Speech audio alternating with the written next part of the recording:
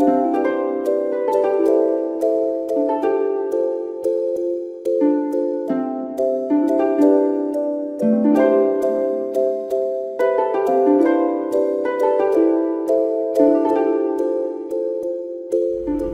pagi saudara-saudaraku yang dikasihi Tuhan Yesus Kristus.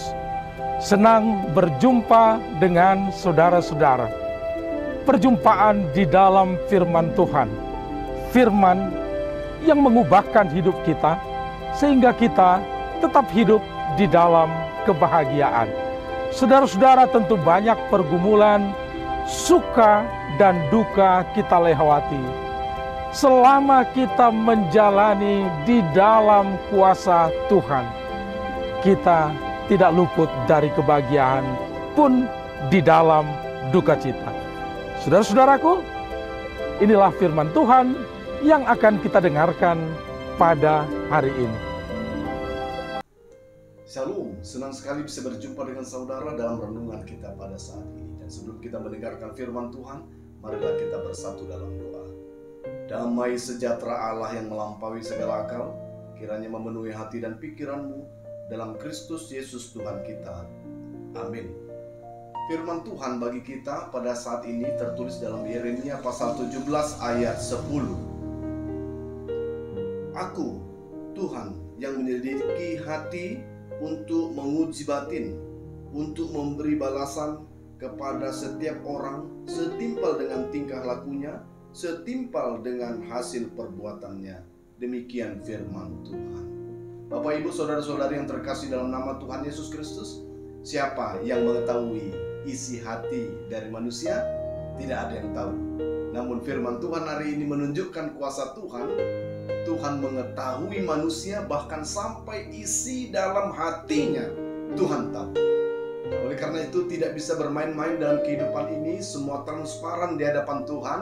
Maka lakukanlah segala sesuatu sesuai dengan kehendak Tuhan, karena toh akhirnya kita akan diadili dengan pengadilan yang adil oleh Allah yang mengetahui isi hati kita.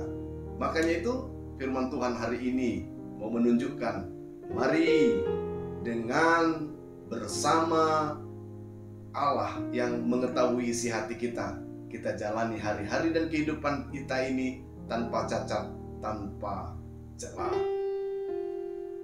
Bangsa Yehuda kedapatan melakukan 3 dosa pada pasal 17 ini. Yaitu yang pertama, mereka selalu melakukan dosa yang selalu diturunkan oleh nenek moyangnya. Apa itu?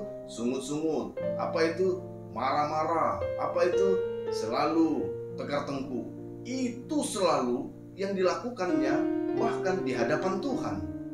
Dosa yang kedua yang terjadi adalah mereka menyembah berhala. Mereka sudah tahu bahwa Allah itu pencemburu, tapi mereka tetap melakukan penyembahan berhala. Itu tidak baik, itu tidak benar. Dan yang ketiga, mereka tidak melakukan kehendak Tuhan. Maka itu semua dalam kategori dosa.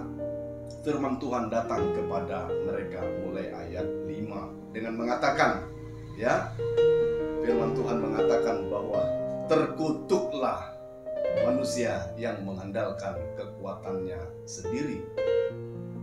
Diberkatilah mereka yang mengandalkan Tuhan. Ini 2 pilihan yang ditunjukkan, dan inilah 2 hal yang dikelompokkan dari kehidupan Yehuda itu sendiri. Sehingga kalaupun ada pemberontakan, kalaupun ada umat yang mengatakan, siapa yang tahu isi hatiku? Maka ayat 10 mengatakan, Tuhanlah yang tahu isi hatinya, mempertimbangkan segala sesuatu, sehingga apapun yang diperbuat akan diberikan ganjarannya, diberikan setimpal dengan perbuatannya, setimpal dengan tingkah lakunya. Itu pemahaman teks saat ini. Nah, oleh karena itu, Bapak, Ibu, saudara-saudari yang terkasih dalam nama Tuhan Yesus Kristus, ayat yang sama datang kepada kita, bahwa Tuhan yang mengetahui isi hati kita dan melihat tingkah laku kita, melihat perbuatan kita, akan membalas semua perbuatan kita. Kalau kita melakukan kejahatan, Tuhan akan membalasnya. Kalau kita melakukan kebaikan, Tuhan akan membalasnya. Maka pilihan di tangan kita.